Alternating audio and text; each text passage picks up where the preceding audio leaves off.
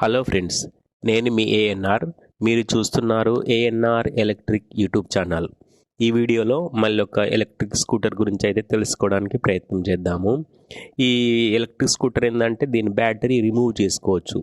మనం రిమూవ్ చేసుకొని ఛార్జింగ్ ఇంట్లో పెట్టుకొని మళ్ళీ తీసుకొచ్చి దీన్ని ఫిక్స్ చేసుకోవచ్చు. అట్లాంటి ఎలక్ట్రిక్ స్కూటర్ అన్నమాట ఇది. ఇట్లాంటిది ఏంటంటే ఓల్డ్ ట్రెడిషన్గా అవుతుంది. అందరూ ఇప్పుడు ఇన్బిల్ట్ బ్యాటరీనే వాడుతున్నారు. కాకపోతే ఇది అపార్ట్మెంట్లో ఉండే వాళ్ళకైతే కన్వీనియంట్గా ఉంటుంది. కానీ ఇది చిన్నగా ఏమంటారు, ఇద్దరు కూర్చొని ఈజీగా ప్రయాణం చేయొచ్చు.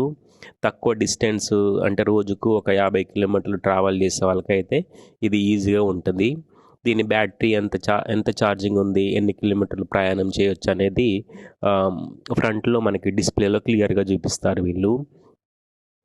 దీనికి మధ్యలో స్పేస్ అయితే తక్కువ ఉంటుంది కాలు పెట్టుకోవడానికి. ముందర ఒక బాక్స్ అయితే ఇచ్చారు.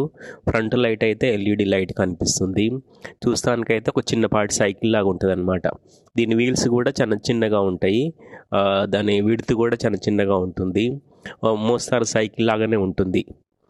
కాకపోతే ఇది ఎలక్ట్రిక్ స్కూటరు. బ్యాటరీ మూవ్ చేసుకోవచ్చు. వెనకాల కూర్చున్న వాళ్ళకి కాలు పెట్టుకోవడానికి కూడా 2 పెడల్స్ అయితే ఇచ్చారు. ఇది చూస్తానికైతే మంచిగా ఉంది. చిన్న చిన్న డిస్టెన్స్లు కవర్ చేయడానికి ఇది చాలా కన్వీనియంట్గా ఉంటుంది. బ్యాటరీ కూడా మనం ఈజీగా రిమూవ్ చేసుకొని ఇంట్లో ఛార్జింగ్ పెట్టుకొని మళ్ళీ తీసుకురావచ్చు. దీనికి లాక్ కూడా పెట్టారు దీన్ని. కాకపోతే ఏంటంటే ఇది మనకి ఎక్కువ డిస్టెన్స్ ట్రావెల్ చేసే వాళ్ళకైతే అనువుగా ఉండదు ఇది.